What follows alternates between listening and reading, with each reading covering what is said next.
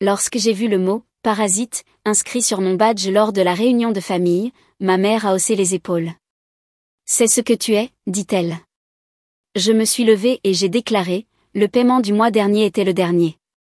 Puis, quelques jours plus tard, les impôts ont débarqué. Je m'appelle Everly Howard. J'ai aujourd'hui 37 ans et je travaille comme analyste financière dans le quartier d'affaires de la Défense, au cœur de la région parisienne. Mon parcours professionnel a toujours avancé de façon régulière, et l'an dernier, j'ai accompli quelque chose de majeur, j'ai enfin acheté l'appartement que je rêvais de posséder depuis de nombreuses années. Certaines personnes autour de moi pourraient dire que j'ai réussi, mais chaque fois que je passe du temps avec mes proches, je redeviens cette adolescente de 15 ans, rebelle, que j'étais autrefois. Ce sentiment devient particulièrement intense quand ma mère concentre sur moi son regard critique. À l'âge de 11 ans et demi, mes parents ont vécu un divorce désordonné et profondément émotionnel. La cause de leur séparation ? Mon père avait eu une liaison avec une femme qui, ironiquement, était la meilleure amie de ma mère. Le jour où cette vérité déchirante a éclaté, ma mère s'est effondrée en sanglots bruyants et en cris. Pendant plusieurs jours, elle est restée enfermée dans sa chambre et ne mangeait presque rien. À cette époque, beaucoup de gens faisaient remarquer à quel point je ressemblais à mon père. Nous avions le même nez, les mêmes sourcils, et même un rire semblable. Après leur séparation, chaque fois que ma mère me regardait, j'imaginais qu'elle revoyait la trahison que mon père lui avait infligée. Même enfant, je pouvais clairement lire dans ses yeux une tristesse silencieuse. « Everly, tu ressembles vraiment à ton père », disait-elle souvent, mais jamais avec tendresse ou admiration. Il y avait toujours une pointe d'amertume dans sa voix. Une fois le divorce prononcé, mon père est parti s'installer très loin. Au début, nous nous voyions encore une fois par mois, mais peu à peu, nous nous sommes éloignés. Aujourd'hui, on s'échange seulement une carte pour nos anniversaires. Quand j'ai eu 16 ans, ma mère s'est remariée. Son deuxième mari, Grayson, avait un fils nommé Bennett issu d'une relation précédente. Il avait 2 ans de plus que moi. Après le lycée, Bennett a passé environ 2 ans à tester différents petits boulots, en disant qu'il essayait de se découvrir. Finalement, nous avons tous deux commencé l'université la même année. Il est allé dans un IUT local, tandis que j'ai étudié l'économie dans une université publique grâce à une bourse. La différence entre nos parcours scolaires n'a fait qu'élargir la distance émotionnelle entre nous. Après l'obtention de mon diplôme, j'ai commencé à travailler dans une société de conseil financier à Paris. Bennett a trouvé un emploi dans une petite agence immobilière à proximité. Plus tard, nous avons appris que ma mère et Grayson rencontraient des difficultés financières à la retraite. Bennett et moi avons tous deux accepté de leur envoyer de l'argent pour les aider. J'ai contribué à hauteur de 2 000 € par mois, tandis que Bennett envoyait 400 €, mais derrière mon dos, Bennett disait à ma mère que la totalité venait de lui. Ma mère l'a cru sans aucune réserve. Même si j'ai tenté d'expliquer que la plus grande partie de l'argent venait de moi, elle refusait de l'admettre. Elle insistait, Bennett ne mentirait jamais à ce point. Au début, son mensonge ne m'affectait pas trop. J'envoyais de l'argent parce que je voulais l'aider, pas pour être remercié. Mais avec le temps, cette inégalité a commencé à me blesser. En silence, chaque fois qu'il y avait un souci d'argent, ma mère appelait tous les deux. Everly, ma voiture est tombée en panne et je n'ai pas les moyens de la faire réparer. Everly, j'ai des frais médicaux imprévus. Le toit fuit. Après que je l'aidais, l'appel se terminait toujours par « C'est Bennett qui a tout payé ». Quel fils merveilleux. Parler à Bennett ne servait à rien. Il haussait les épaules et disait « C'est ce que maman préfère croire ». Et pourtant, je continuais à aider financièrement, en silence, en me répétant sans cesse que je ne cherchais pas à gagner l'amour de ma mère. Aujourd'hui pourrait bien être l'un des jours les plus importants de ma vie. Mes mains sont moites alors que je serre fermement le volant. Sur la banquette arrière, une bouteille de vin émet de petits cliquetis à chaque feu rouge. Ces sons irréguliers résonnent comme les battements désordonnés de mon cœur. Je ne suis plus qu'à 10 minutes de la maison de ma mère, dans une banlieue de la région parisienne. Je prends une grande inspiration, me préparant mentalement. Un grand événement familial a lieu aujourd'hui. Des proches venus de loin seront là pour ce rassemblement annuel. C'est la première fois que j'y assiste depuis 3 ans. La dernière fois, c'était pour fêter les 62 ans de Grayson, une journée remplie de souvenirs difficiles et inconfortables qui me reviennent maintenant en rafale. Ce jour-là, je parlais d'un grand projet que j'avais terminé à Paris. Pendant que je parlais, ma mère m'a interrompu et a dit: Everly, tu penses toujours à toi. Tu t'es déjà demandé comment Bennett pouvait se sentir? Je suis restée silencieuse. Puis Grayson a ajouté: elle a toujours été comme ça, toujours centrée sur elle-même. Je me suis sentie humiliée devant tout le monde, et complètement seule. Plus tard, Bennett a essayé de la réconforter en disant: c'est pas grave, maman. Comme si j'avais été celle qui l'avait blessée.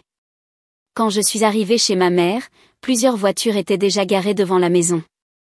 J'ai dû me garer à l'endroit libre le plus éloigné, puis j'ai pris la bouteille de vin que j'avais apportée. Je me suis regardée dans le miroir, j'ai lissé ma robe beige, ajusté mon gilet noir. J'avais coiffé mes cheveux avec soin ce matin-là, un carré lisse bien net, mais le vent l'avait un peu défait. J'ai pris une profonde inspiration et je me suis dirigée vers la porte d'entrée. On entendait déjà des rires et des conversations animées à l'intérieur. En ouvrant la porte, j'ai vu de nombreux membres de la famille élargie. Des enfants couraient partout. On entendait des adultes rire bruyamment depuis le salon. Ma mère est apparue dans le couloir et a dit: oh, Everly, tu es venue. Comme si elle ne s'y attendait pas, comme si elle n'avait envoyé l'invitation que par politesse, pensant probablement que je privilégierais encore une fois le travail et manquerais l'événement. J'ai répondu: oui, Grayson me l'a envoyé, avec un léger sourire. J'ai apporté ceci, ai-je ajouté en lui tendant la bouteille de vin. Elle l'a prise et a dit: merci, d'un ton raide. Tout le monde est déjà dans le salon. Ton badge est sur la table près de la porte, a-t-elle ajouté avant de repartir vers la cuisine. Sa réaction était aussi froide que ce à quoi je m'étais attendue. Je suis allée vers la petite table à l'entrée, où les badges étaient posés proprement. J'ai cherché le mien, et quand je l'ai trouvé, mon estomac s'est noué. Le badge portait bien mon nom, Everly Howard, mais en dessous, écrit en plus petit, quelqu'un avait ajouté le mot « parasite ». D'abord, j'ai cru à une mauvaise blague, mais j'ai reconnu l'écriture. C'était clairement celle de ma mère. Je suis restée figée, choquée, le regard fixé dessus. Puis j'ai entendu une voix derrière moi: salut, Everly. Je me suis retournée et j'ai vu Bennett. Il portait sa tenue habituelle, une chemise bleu clair et un pantalon beige. Ça fait un moment, ai-je dit. Le marché immobilier est compliqué, mais je m'en sors, a-t-il répondu. Puis il a regardé le badge dans ma main. Son expression a changé légèrement, comme s'il se sentait coupable. C'est une blague de maman, ai-je demandé, en tentant de ne pas montrer ma colère. Il a haussé les épaules, elle est un peu instable ces temps-ci, surtout quand elle boit. Je comprends, ai-je dit, toujours les yeux sur le badge. Tous les vieux souvenirs d'exclusion sont remontés à la surface. Je me suis souvenu d'avoir eu de bonnes notes et de les lui avoir montrées. Elle disait juste: c'est normal. Quand j'ai obtenu une bourse universitaire, elle avait simplement dit: bien, ça nous fera des économies. Et lorsque je lui ai annoncé ma promotion, elle avait aussitôt changé de sujet: Bennett va devenir manager bientôt lui aussi. Jamais elle n'avait dit: je suis fière de toi. J'ai pris une grande inspiration. Quelque chose a changé en moi. Ce jour allait être différent. J'avais atteint mes limites. Ça va, a demandé Bennett. Très bien, ai-je répondu avec un petit sourire. Allons dire bonjour à tout le monde. Il y avait une vingtaine de proches réunis dans le salon, oncles, tantes, cousins, certains que je n'avais pas vus depuis des années. Je les ai salués poliment. Everly, tu es devenue une belle jeune femme. J'ai entendu dire que tu travailles dans la finance, c'est impressionnant. Alors, c'est pour quand le mariage? Tu es assez âgée maintenant, non? Des questions typiques des réunions de famille. J'ai souri et répondu gentiment. J'avais déjà caché le badge dans mon sac. Quand il a été temps de manger, tout le monde s'est installé à la grande table. En servant les plats, ma mère a commencé à se vanter des récents succès de Bennett. Le mois dernier, Bennett a vendu la plus grande maison du quartier. L'argent qu'il a gagné, c'était incroyable. Bennett a souri modestement: c'était pas mal, a-t-il dit. Il a toujours été si humble, a déclaré fièrement ma mère, le visage rayonnant. Et il s'est inscrit à une salle de sport le mois dernier. Il prend enfin soin de sa santé. Je suis restée silencieuse et j'ai continué à manger. J'avais passé des années à chercher son approbation. Je m'étais convaincue que je ne m'en souciais plus. Mais au fond de moi, je n'en étais pas si sûre. Et toi, Everly, a demandé tante Georgia. Comment va la vie à Paris? Avant que je ne puisse répondre, ma mère m'a coupé, elle travaille tout le temps. Elle ne répond presque jamais au téléphone. Travailler dans la finance est un rythme intense, ai-je expliqué, mais j'aime ça. Il y a quelques semaines, j'ai terminé avec succès un gros projet professionnel et j'ai reçu une prime. Tu dois être riche maintenant, a dit ma mère en posant son verre sur la table. Mais j'imagine que tu es trop occupée pour penser à ta famille, hein? Personne n'a parlé pendant un moment. Ce n'est pas tout à fait vrai? Ai-je commencé, mais ma mère s'est levée brusquement. Oh, j'ai oublié le dessert, a-t-elle dit d'un ton blessé, partant vers la cuisine. Bennett m'a lancé un regard compatissant, mais pour moi, il sonnait faux. Il faisait partie du problème. Après le dîner, lorsque les desserts et le café ont été servis, Grayson s'est levé, un verre à la main. Je suis si heureux que tout le monde soit là aujourd'hui, a-t-il dit, surtout ceux qui sont venus de loin. Il a fait un petit discours sur l'importance de la famille. Puis il a parlé avec fierté des récentes réussites de Bennett. Il n'a pas prononcé un seul mot à mon sujet. Même pas une mention. Quand les applaudissements ont pris fin, je me suis lentement levée. Mon cœur battait très fort. Je peux dire quelque chose, ai-je demandé. Ma mère avait l'air surprise. Je ne prenais pas souvent la parole ainsi. Bien sûr, a dit Grayson en s'asseyant, l'air un peu perplexe. J'ai pris mon verre de vin et une profonde inspiration. Merci à tous d'être ici aujourd'hui. C'est agréable de revoir tant de visages familiers que je n'avais pas croisés depuis longtemps. J'ai levé légèrement mon verre. La dernière fois que je suis venue à une réunion de famille, c'était il y a 3 ans. Beaucoup de choses ont changé depuis. J'ai été promue. J'ai acheté un appartement que j'adore. Et pour la première fois, je me suis sentie vraiment fière de moi. Tout le monde est resté silencieux, à l'écoute. Ma mère serrait sa tasse de café, l'air grave. Mais une chose n'a pas changé, ai-je continué. Je me sens toujours mal à l'aise à chaque fois que je viens dans cette maison. La pièce est devenue tendue. Aujourd'hui, quand j'ai pris mon badge à l'entrée, il y avait écrit « Parasite » en dessous de mon nom. J'ai sorti le badge de mon sac et l'ai posé sur la table. Les gens se sont penchés, certains ont poussé des exclamations. Au début, j'ai été blessée, ai-je dit. Mais maintenant, je vois les choses autrement. Ce moment marque un tournant dans ma vie. J'ai levé à nouveau mon verre. Je veux porter un toast à ce qui sera peut-être notre dernière réunion de famille. La pièce est devenue totalement silencieuse. Bennett semblait choqué. Ma mère est devenue pâle. Pendant toutes ces années, j'ai fait tant d'efforts pour être appréciée. Envoyer 2000 € chaque mois en faisait partie. De quoi tu parles, a demandé ma mère rapidement. Bennett n'envoie pas la totalité, ai-je dit doucement. Il n'envoie que 400 €. J'ai envoyé le reste. 2000 €, chaque mois, pendant 5 ans. Des murmures ont commencé à se répandre dans la pièce. Bennett baissait les yeux. Mais tout ça, c'est fini maintenant, ai-je ajouté. Le paiement du mois dernier était le dernier. Et ce n'est pas tout. J'ai gardé tous les relevés téléphoniques et les reçus des virements que j'ai faits. Parce qu'au fond de moi, je savais qu'un jour, j'en aurais besoin. Ma mère et Grayson se sont regardés. Pour la première fois, Grayson avait l'air inquiet. J'ai rencontré un inspecteur des impôts hier, ai-je dit. Il s'intéresse beaucoup aux déclarations fiscales de Grayson sur les 5 dernières années. Grayson s'est levé brusquement. C'est pas possible. Si, c'est vrai, ai-je répondu calmement. Les impôts savent que vous faisiez passer l'argent que je vous envoyais pour des revenus de consulting liés à votre entreprise, pour payer moins d'impôts. Ma mère avait l'air perdue. Qu'est-ce qu'elle raconte, a-t-elle demandé à Grayson. Son visage à lui était devenu écarlate. Je t'expliquerai plus tard, a-t-il dit. Non, dis-le-moi maintenant, a répliqué ma mère, la voix tremblante. Ce qu'Everly dit, c'est vrai? Personne ne dit un mot. C'est une blague, non, demanda-t-elle, la voix tremblante.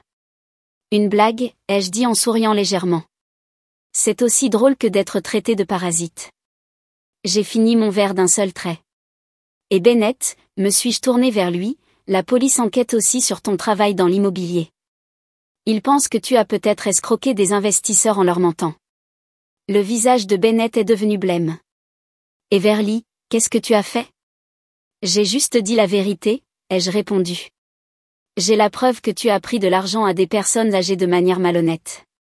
Je l'ai découvert quand l'un de mes clients a perdu beaucoup d'argent après avoir investi dans ton entreprise. En creusant, j'ai trouvé d'autres personnes également dupées. Grâce à mes compétences professionnelles, j'ai rassemblé les preuves, documents, emails, tout.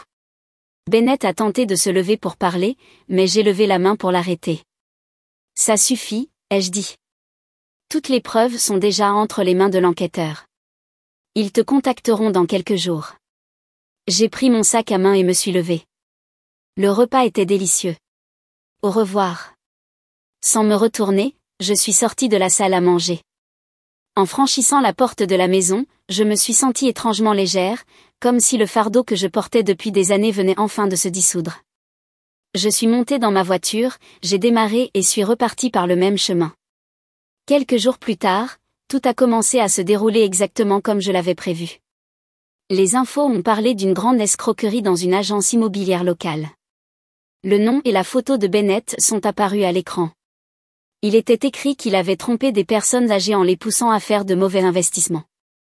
Pendant de nombreuses années, son arnaque avait été soigneusement préparée. Non seulement il mentait aux personnes âgées à propos des placements, mais il mentait aussi sur la valeur réelle de certains biens immobiliers, en utilisant de faux documents. Une semaine plus tard, les services fiscaux ont examiné de plus près le cas de ma mère et de Grayson. Ils avaient menti sur leur déclaration fiscale en déclarant que l'argent que je leur donnais provenait d'une activité professionnelle. Ils avaient aussi déclaré de fausses dépenses pour éviter de payer des impôts. Rapidement, j'ai commencé à recevoir des messages furieux de la part de Bennett.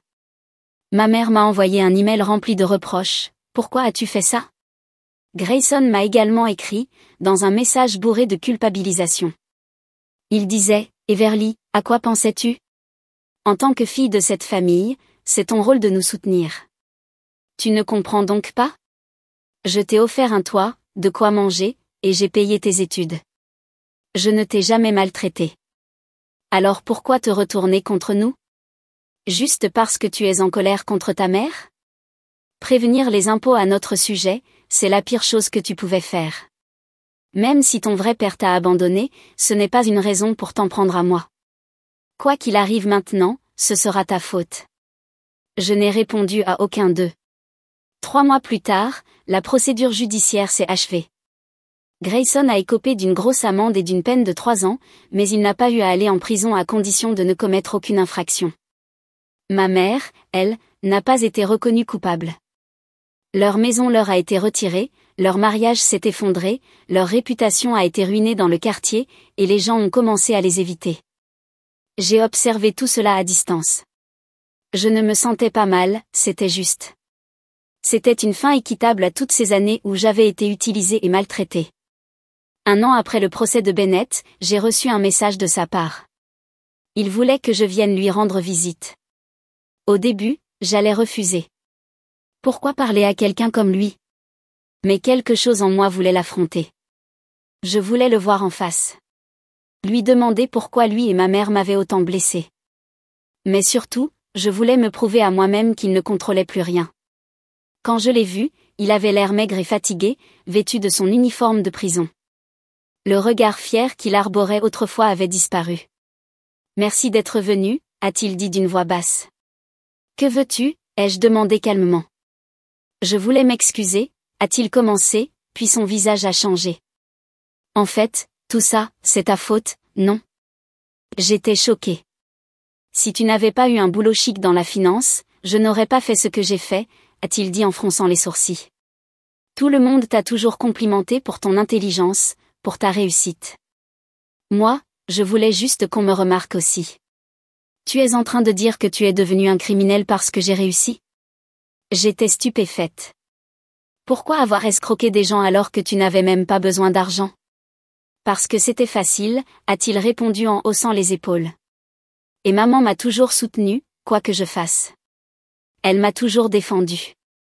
Donc tu as menti à des personnes âgées et volé leur argent, pour ça, ai-je dit. Ils ont tous des assurances, a-t-il essayé de se justifier. Ils sont vieux, ils vont bientôt disparaître de toute façon.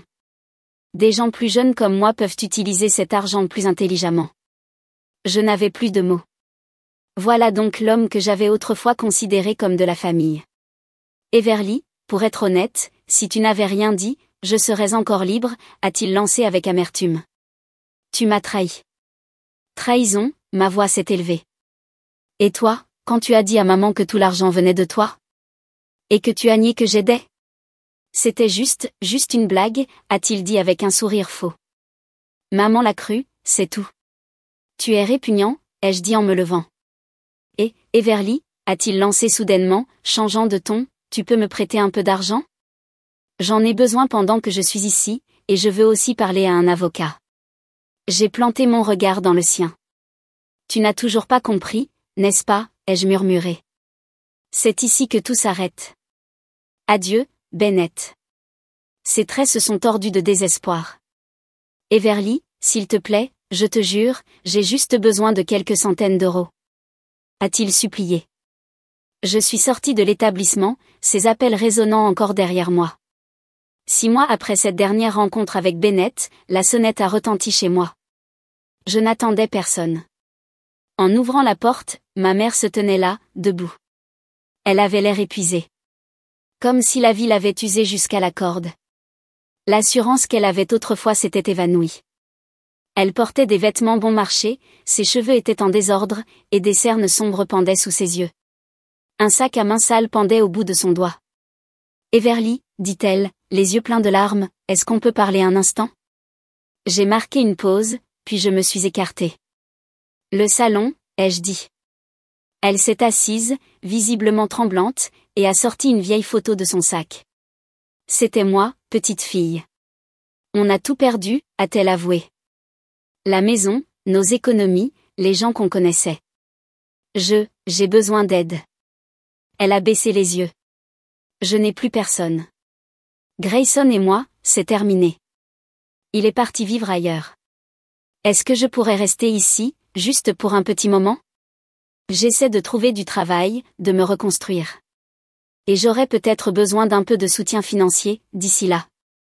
Je l'ai observé. La femme autoritaire et dominante de mon passé n'était plus là. Il ne restait qu'une silhouette fatiguée, vieillissante. Sa tenue était ordinaire, ses ongles rongés jusqu'à la peau. Un silence lourd a rempli la pièce, comme une tempête prête à éclater. Finalement, j'ai demandé, est-ce que tu as un jour vraiment tenu à moi? Elle a cligné des yeux, surprise. Les larmes sont montées puis ont coulé. Je le croyais, mais tu ressemblais tellement à ton père. Je ne pouvais pas te regarder sans repenser à ce qu'il m'avait fait. Bennett a toujours été fragile. Toi, tu étais forte. Alors pourquoi maintenant, ai-je demandé doucement. Parce qu'il ne reste plus personne, a-t-elle murmuré. Et tu viens vers moi, ai-je dit d'une voix basse, après m'avoir traité de sangsue. Elle s'est effondrée, en sanglots, ses épaules secouées par l'émotion. Je suis ta mère, le sans-compte. J'ai désigné la porte. Va-t'en, ai-je dit doucement. Je ne te traiterai pas comme tu m'as traité.